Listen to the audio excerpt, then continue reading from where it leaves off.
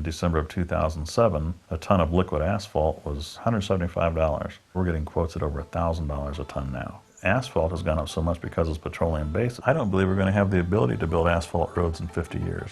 What we're proposing is a road that pays for itself over its lifespan. Not only pay for itself, but provide a whole slew of new features. Welcome to Solar Roadways.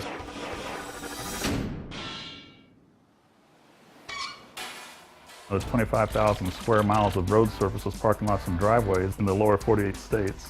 If we covered that with solar panels, just a 15% efficiency, we produce 3 times more electricity than this country uses on an annual basis. And that's almost enough to power the entire world. Roads are collecting heat anyways. This thing collects the power and stores it. Your whole road is an electric grid that delivers the power right to your front door, along with cable TV, high-speed internet access, your telephone, everything right there. The technology behind it has already been done to death.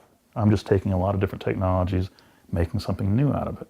The one thing that hasn't been done is driving on glass. It's got to have the same traction as asphalt, has to be strong enough to support a fully loaded semi-truck, locking them up at 80 miles an hour, shatterproof, fireproof, transparent enough to allow the sunlight through but not to allow the glare back into the driver's eyes, all these specs. The idea of making a road out of glass is really out-of-the-box thinking, because most people, when you mention the word glass, all they can think about is its fragility and ability to fracture. In fact, glass can have as high a strength as steel. We know how to manufacture glass. We know what photovoltaics are. We know what we have to do to protect glass from damage. We know what it takes to lower manufacturing costs. The research that's really needed has more to do with adapting glass for this particular application. A solicitation came out from the U.S. Department of Transportation for an intelligent pavement that could generate power and pay for itself. And so we applied for it. That gave us the funds to actually build a prototype.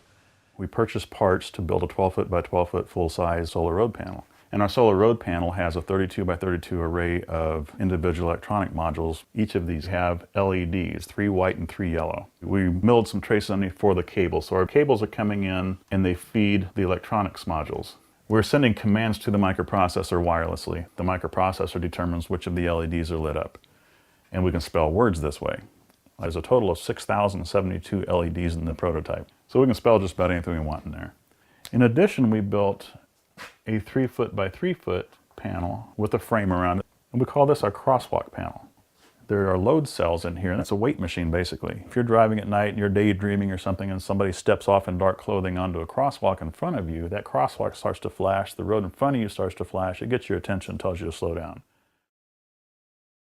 What we've learned, your LEDs are recessed into the road. If you stand pretty far off from it, you can't see those LEDs anymore. So what we've discovered is we can actually put it inside the glass layer on top. What we'll do later is fill the interior with a cold curing laminate. And in that way, they're sandwiched in a hermetically sealed environment so that moisture won't get at them. We want to pull the garbage out of landfills and out of the ocean. We take that trash, we turn it into little pellets, we mix that with organic material to make the internal support structure for our solar panels.